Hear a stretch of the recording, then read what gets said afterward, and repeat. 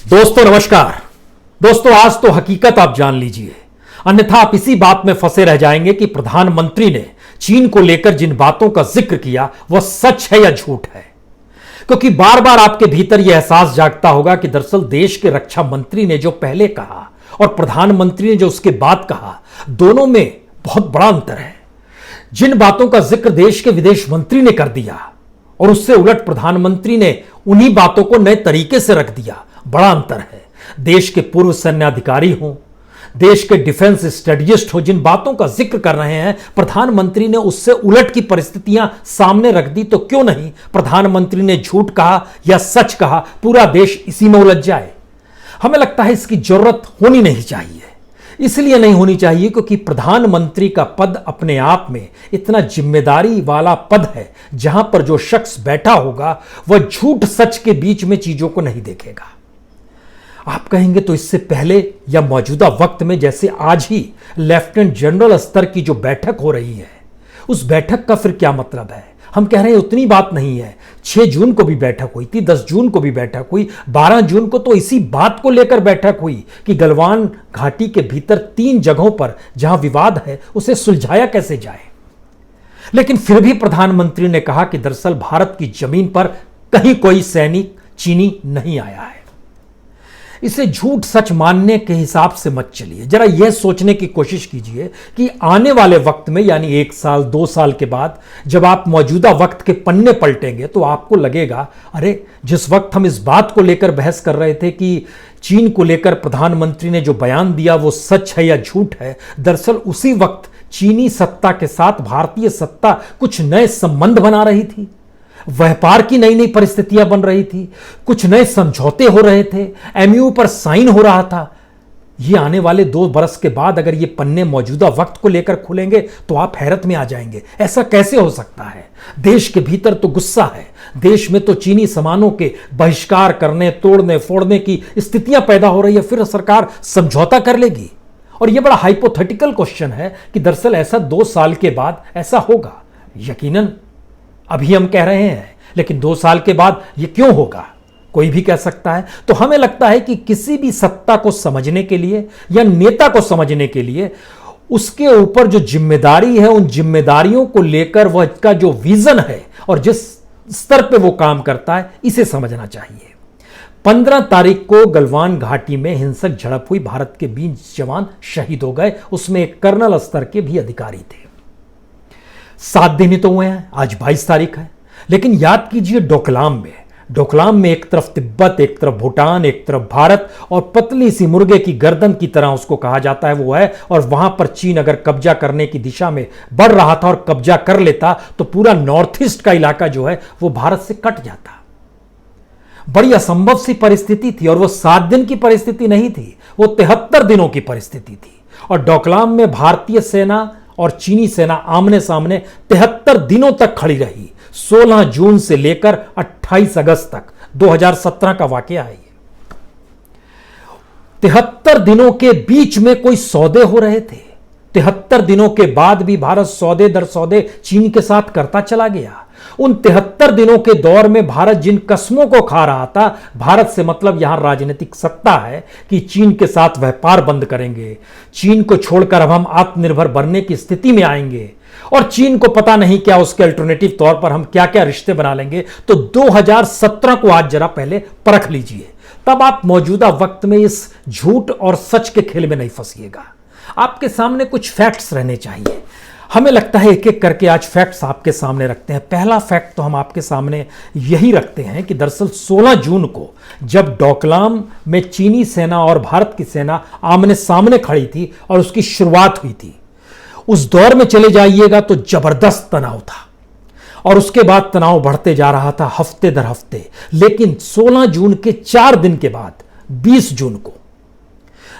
जून को चीन की एक बड़ी प्राइवेट कंपनी है ईस्ट होप ग्रुप, उसने तकरीबन $300 मिलियन की वो मैन्युफैक्चरिंग यूनिट लगाने का जिक्र किया। और वो कहां लगा रहा था? मुंद्रा बंदरगाह पर, Mundra SEZ, Mundra special economic zone, जो कि अडानी ग्रुप के पास है। यानी समझौता किसके साथ हो रहा था? ईस्ट होप ग्रुप जो चाइना का सबसे बड़ा प्राइवेट कंपनी है, मैन्युफैक्चरिंग यूनिट वो लगा रहा था, अडानी ग्रुप के साथ एमयू साइन हो रहे थे। बड़ी अजीबोगरीब परिस्थिति है, सीमा पर यह हो रहा था और बीजिंग में साइन हो रहा था। आप कहेंगे ये कौन सी स्थिति है? हमको लगता है कि कुछ और चीजें इसमें बतानी चाहिए। अडानी पोर्ट एंड एसईजेड के प्रेसिडेंट हैं अमित उपनेलचर और ईस्ट होप ग्रुप के प्रेसिडेंट हैं मैंग चेंगविंग। इन दोनों ने हस्ताक्षर किए थे एमयू पर। कब किए थे? 16 जून को डोकलाम में बात शुरू हुई और 20 जून को हस्ताक्षर हो रहे थे। ऐसा नहीं है कि उसके बाद स्थिति रुक गई है, हर बरस इस तरीके से हुआ है। अगर हर बरस की स्थिति में आए तो 24 अप्रैल 2018 में आइएगा तो वहां की एक बड़ी कंस्ट्रक्शन कंपनी है power construction corporation of China, उसने एमयू साइन किया था स्ट्रेटेजिक कॉरपोरेशन तरीके से अडानी ग्रुप के साथ किया था 23 अप्रैल 2018 को। और जो चाइना, उसको पावर चाइना कहते हैं, जो power construction corporation of China है, उसके जो असिस्टेंट मैनेजर थे डेंग ज़ैंगो और भारत की तरफ से, भारत ना कहें अडानी ग्रुप की तरफ से जो चीफ एग्जीक्यूटिव ऑफिसर थे अडानी पावर ग्रुप से जुड़े हुए, वह थे विनीत एस जैन। उन्होंने साइन किए थे। उस साइन के भीतर में, ये साइन जो हुआ था ये पावर प्रोजेक्ट को लेकर हुआ था। पावर प्रोजेक्ट कहां बन रहा है? गोड्डा में बन रहा है। गोड्डा झारखंड का हिस्सा है। गोड्डा में जो पावर प्रोजेक्ट बन रहा है वो किसको बिजली सप्लाई करेगा? वो बांग्लादेश को करेगा। और इस साइकिल में जब आइएगा तो उस वक्त वहां पर जो एमयू साइन हुआ था वो पावर चाइना ने अडानी के साथ एक और समझौता किया था। एक तो पावर प्रोजेक्ट को था, दूसरा साइन था कि आने वाले वक्त में जो एक इकोनॉमिक कॉरिडोर बन रहा है, चाइना, बांग्लादेश, चीन, म्यांमार, भारत और म्यांमार, इन 4 देशों के बीच में एक इकोनॉमिक कॉरिडोर बन रहा है। इसको बीसीआईएम कहते हैं। बीसीआईएम माने बांग्लादेश, सी मतलब चाइना, आई मतलब इंडिया और एम मतलब म्यांमार। ये चाइना के कोनमेंग से निकलेगा, म्यांमार के मंडल्यान तक आएगा, उसके बाद वो भारत के जो मिजोरम और त्रिपुरा का इलाका है उसमें से घुस जाएगा वो बांग्लादेश में। बांग्लादेश में 3 जगह पर होगा, सैलहेट, ढाका और जैसोर। उसके बाद वो कलकत्ता तक आएगा, यानी कोलकाता में आएगा। और इसको बेल्ट एंड रोड फोरम से अलग रखा गया। पिछले साल जब अप्रैल में बैठक हुई तो चीन ने इसका जिक्र नहीं किया, इस इकोनॉमिक कॉरिडोर का, क्योंकि भारत ने अभी सहमति इस पर नहीं बताई है। लेकिन समझौता हो गया था 2018 में कि जब ये रोड बनेगी तो अडानी ग्रुप के साथ मिलकर वहां का जो पावर चाइना है वो बनाएगा। पावर चाइना का मतलब बहुत साफ तौर पर है power construction corporation of China. सवाल सिर्फ अडानी ग्रुप का नहीं है, एक लंबी फेरिस्त है जो भारत की कंपनियां चीन के भीतर है। लेकिन उससे पहले हमें लगता है एक चीज और समझिए, डोकलाम की परिस्थिति 73 दिनों तक रही थी। उस परिस्थिति के भीतर भारत ने सबसे पहले ऐलान किया था, मौजूदा वक्त के प्रधानमंत्री के जरिए ऐलान था कि दरअसल जो फार्मा सेक्टर है उस फार्मा सेक्टर में चीन से बहुत माल आता है, उसको हम बंद करेंगे और हम आत्मनिर्भर हो जाएंगे। अब आप सोचिए 2017 में जब डोकलाम की घटना हो रही थी तब 818 करोड़ रुपए का माल चीन से भारत आ रहा था।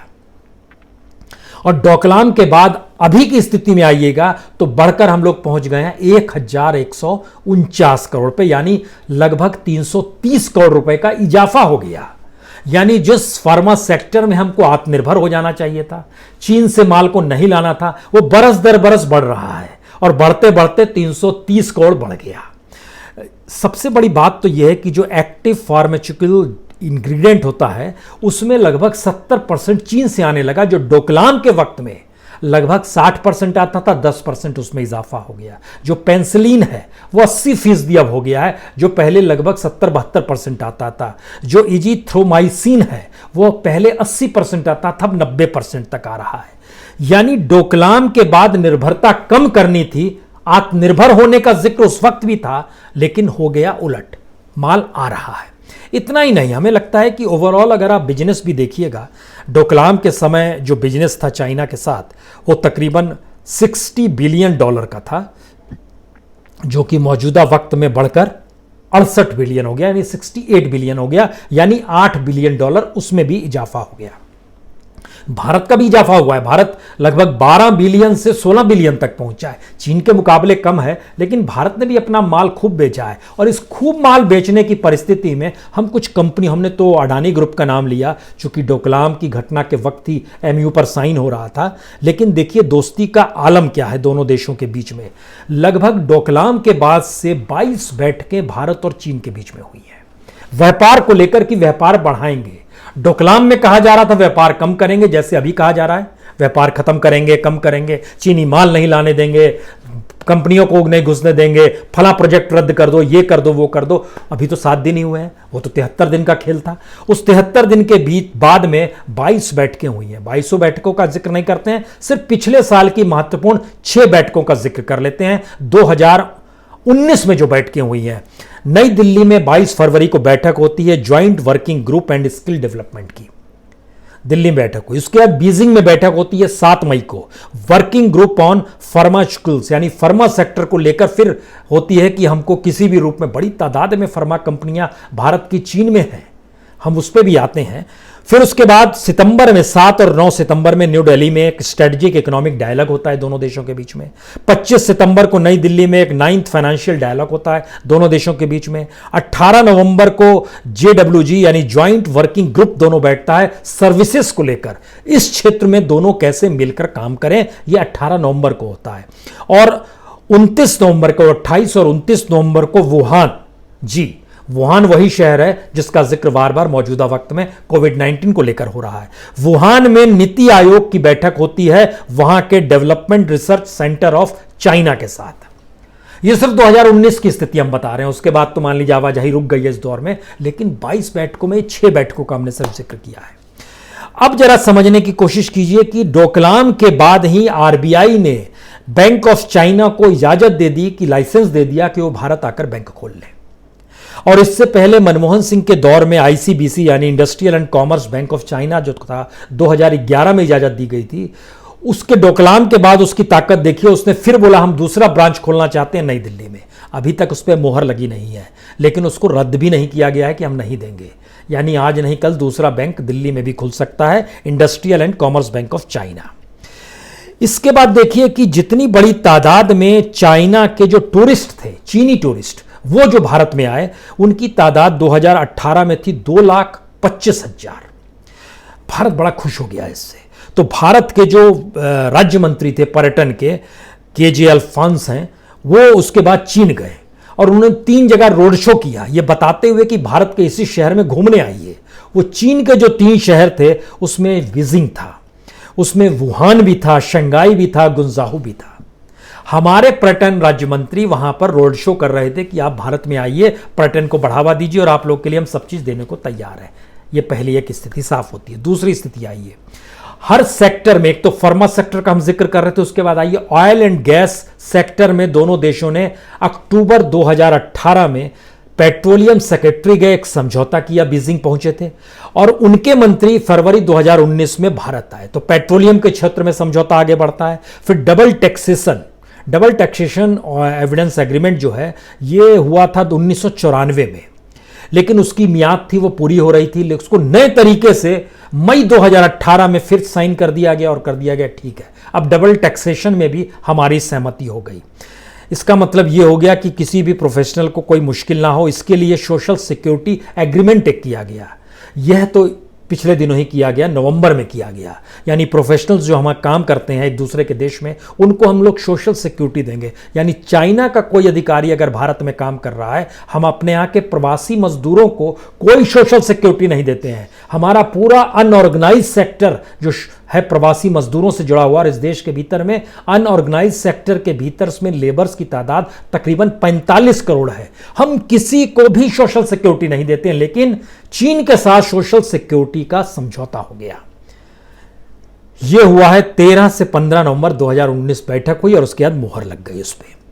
इसके बाद जो मेट्रो, हम लोग क्या आगे बढ़ना, मेट्रो रेल के डिब्बे जो हैं वो चीन से आने लगे। नागपुर में जो चलता है मेट्रो रेल, उसमें चीन के ही डब्बे लगे हुए हैं। समझौता है अलग अलग देश राज्यों में दिया जाएगा, चीन के डब्बे बनकर आएंगे और वहां पर भारत के बाकायदा जो रेल के अधिकारी हैं, 320 ऑफिसर्स हैं, उनको ट्रेनिंग के लिए भेजा गया चीन।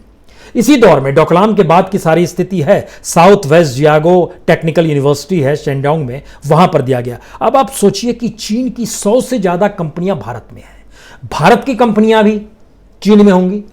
हमने अडानी ग्रुप का जिक्र किया, इसमें रिलायंस ग्रुप भी आता है जिसकी कंपनीज चीन में है, और एक लंबी फहरिस्त है। सवाल इन कंपनियों का नहीं है, doctor Reddy's laboratories, Aurobindo pharma, matrix pharma, Bharat force, NIIT, उसमें देखिए कंप्यूटर के क्षेत्र में या टेक्नोलॉजी के क्षेत्र में देखिए NIIT, इन्फोसिस, TCS, एप्टेक, विप्रो, ये सभी चाइना में है। Mahindra and Mahindra, SL packaging, Suzlon energy, Reliance industry, Mahindra and Mahindra, Tata sons, बेनामी सीमेंट्स, सुंदरम फास्टनर्स, ये सभी कंपनियां चीन में भी हैं। अब जब इन कंपनियों पर आंच आएगी, अगर समझौते टूट जाते हैं तो इनका एक दबाव होगा सरकार पे। सरकार कैसे करेगी? और क्या ये इस दौर में बिजनेस नहीं कर पा रहे होंगे? सरकार ने जो ये कहा है कि FDI पड़ोसी देशों पे जो आएगा सरकार की निगरानी में होगा। हमारे पास भी जानकारी और सरकार के पास भी जानकारी होगी कि आपको जानकर हैरत होगी, इस देश के भीतर में दर्जनों नहीं बड़ी तादाद में बहुत सारी कंपनी ब्यूरोक्रेट्स के जरिए किसी तरीके से मोहर लगवाना चाहते हैं कि चीन से हम FDI ले सके। यानी भारत ने रोका नहीं है चीन के FDI को, कहा है कि सरकार के नियंत्रण में होगा, निगाहों के तहत होगा, तो उस निगाह को लेने के लिए अब FDI आएगा। इसके मतलब कई हो सकते हैं। इसका मतलब ये हो सकता है कि आपने सीधे रोका नहीं है तो एक रास्ता खुला रखा है। इसका दूसरा मतलब हो सकता है जो FDI लेगा वो जाहिर है कुछ कमीशन देगा, करप्शन यूं ही तो नहीं आता है, तो ब्यूरोक्रेट्स की भूमिका उसमें बड़ी हो जाती है। और भारत मौजूदा वक्त में ब्यूरोक्रेट्स के जरिए चल रहा है, क्योंकि इस देश के भीतर में किसी भी पॉलिटिशियंस की क्या हैसियत है, किसी भी मंत्री को देख लीजिए, उसके कद दायरे, उसके बयान, उसका अपना मंत्रालय को लेकर काम, निर्णय, आपको कुछ भी नजर नहीं आएगा। आप कहेंगे ये वाकई आप सही कह रहे हैं, जो स्थिति आ गई है। लेकिन अगर ये सारे समझौते होते चले जा रहे थे और इतनी बड़ी तादाद में अगर उस दौर में हो रहे थे, तो मौजूदा वक्त की कॉपी जब 2 बरस के बाद खुलेगी तब क्या होगा? हमें लगता है कि मौजूदा वक्त में पता नहीं क्यों, याद कीजिए 1961-62 संसद के भीतर अक्साई चीन का मामला उठा था। अक्साई चीन का जब मामला उठा तो उस वक्त नेहरू ने कहा कि दरअसल वह एक बंजर जमीन है जहां घास तक नहीं उगती। और आपको जानकर हैरत होगी, उस वक्त भी कांग्रेस के भीतर के एक सांसद खड़े हो गए, महावीर त्यागी थे। महावीर त्यागी वही थे जो 5th फाइनेंस कमीशन में चेयरमैन भी रहे थे, और उनका नेहरू फैमिली से अच्छा रिश्ता था। उनका जेपी आंदोलन में भी भागीदारी थी। उनकी मृत्यु 1980 में हुई है संभवतः। ये महावीर त्यागी जो थे ये खड़े हो गए और उन्होंने कहा कि मेरे सिर पर एक बाल नहीं उगते हैं, तो क्या मेरे सिर का कोई कीमत नहीं, मेरे सिर की कोई मत, मैं अपनी गर्दन कटवा दूं? पार्लियामेंट के भीतर दिया गया। इतना ही नहीं, जब चीन के साथ युद्ध हुआ तो ठीक उस समय, उस दौर को याद कीजिएगा, तो उस समय नेहरू ने संसद के भीतर कहा था हम अपनी 1 इंच जमीन भी चीन को नहीं देंगे। उस वक्त भी कांग्रेस से जुड़े, प्रजा सोशलिस्ट पार्टी से जुड़े हुए थे, हरि विष्णु कामत होशंगाबाद के सांसद थे, और उन्होंने पूछा था कि आपके नक्शे में 1 इंच कितने मील के बराबर होती है। हमें लगता है कि ये सारी परिस्थितियां बतलाती है कि भारत कैसे धीरे धीरे डाइल्यूट करता चला गया। और जब ये डाइल्यूट कर रहा है भारत, ऐसी परिस्थिति में एक व्यक्ति ही जब इतना महत्वपूर्ण और सब कुछ हो जाएगा, तो फिर वो व्यक्ति झूठ सच के आईने में मत देखिए उसको अब देश के आईने में देखना शुरू कीजिए कि देश के साथ क्या हो रहा है। क्या देश में वाकई किसी सैन्याध्यक्ष की मौजूदा स्थिति में आप उस रूप में देख पाते हैं जैसे आप एक वक्त जनरल मानेकशॉ को देख पाते थे 1971? हम आपको एक वाकया सुनाना चाहते हैं आखिर में। 29 अप्रैल 1971 इंदिरा गांधी ने एक इमरजेंसी मीटिंग बुलाई थी, और उस मीटिंग में उस वक्त के फाइनेंस मिनिस्टर यशवंत चौहान थे, उस समय डिफेंस मिनिस्टर थे जगजीवन राम, उस समय कृषि मंत्री थे फखरुद्दीन अली अहमद, और विदेश मंत्री थे सरदार स्वर्ण सिंह, और इसके अलावे उस वक्त सेनाध्यक्ष जनरल मानेकशॉ को भी बुलाया गया था। वो डॉक्यूमेंट हमारे सामने है। उसमें इंदिरा गांधी ने उस वक्त पूछा कि एक रिपोर्ट आई है पश्चिम बंगाल के तत्कालीन मुख्यमंत्री की तरफ से, और उन्होंने कहा कि सिद्धार्थ शंकर रे, अगर आपके जहन में आ रहा होगा तो, एक रिपोर्ट उधर से भी आई है। उन्होंने कहा है कि स्थिति बिगड़ी हुई है और गहरी चिंता है, तो क्यों नहीं हम बिना कुछ गंवाए हुए I want you to march in east Pakistan. यानी इसका मतलब जनरल मानेकशॉ ने कहा इसका मतलब जंग है मैडम। तो इंदिरा गांधी ने बड़े जोश से कहा जी जो भी हो, मुझे इस समस्या का तुरंत हल चाहिए। तब मानेकशॉ मुस्कुरा कर जानते हैं क्या कहा उन्होंने? आपने बाइबल पढ़ी है? अब इस पर सरदार जो थे शरण सिंह साहब वो गुस्सा गए। उन्होंने बोला क्या कह रहे हैं, बाइबल की क्या जरूरत है यहां पर जिक्र करने की? उन्होंने कहा कि बाइबल इसलिए क्योंकि पहले अंधेरा था, ईसा मसीह ने कहा था उन्हें रोशनी चाहिए और रोशनी हो गई। तो बाइबल में जो चीजें आसान होती है उसका मतलब ये नहीं कि मुझे जंग चाहिए और मैंने जंग कर दी। अभी हम लोग स्थिति को समझेंगे। मैं एक फौजी हूं, डरने का जिक्र नहीं है, पहले तैयारी करनी पड़ती है। अप्रैल में जिक्र हो रहा था और आपको जानकर हैरत होगी, उन्होंने पूरी स्थिति बतलाई कि बर्फ पिघलने लगेगी, अभी बर्फ पिघल रही होगी, मुश्किल हो जाएगा, यहां दर्रे खुल जाएंगे, यहां पर पाकिस्तान यहां से हमले कर देगा, हम वहां पर होंगे। इंतजार कीजिए क्योंकि मुश्किल अभी है, बाद में ये हमारे लिए अनुकूल स्थिति हो जाएगी। और उन्हें पूरी मीटिंग में हर बात का जिक्र किया और उसके बाद ही वो स्थिति थी जब युद्ध हुआ। तो 16 दिसंबर 1971 को पाकिस्तानी सेना ने औपचारिक तौर पर आत्मसमर्पण किया था। वो स्थिति आपके जहन में होंगी। तो हर का एक महत्व होता था, लेकिन मौजूदा वक्त में जब पार्लियामेंट का ही महत्व गायब कर दिया गया है और पार्लियामेंट के भीतर की परिस्थितियां ही गायब हो गई है, तो आप कौन सी तुलना करेंगे? कौन सच बोल रहा है, झूठ बोल रहा है, देश इसी में फंस के रह जाए? या हमें लगता है जिन तथ्यों को हमने आपके सामने रखा उसके जरिए समझ जाइए स्थिति है क्या। बहुत बहुत शुक्रिया, बहुत बहुत शुक्रिया।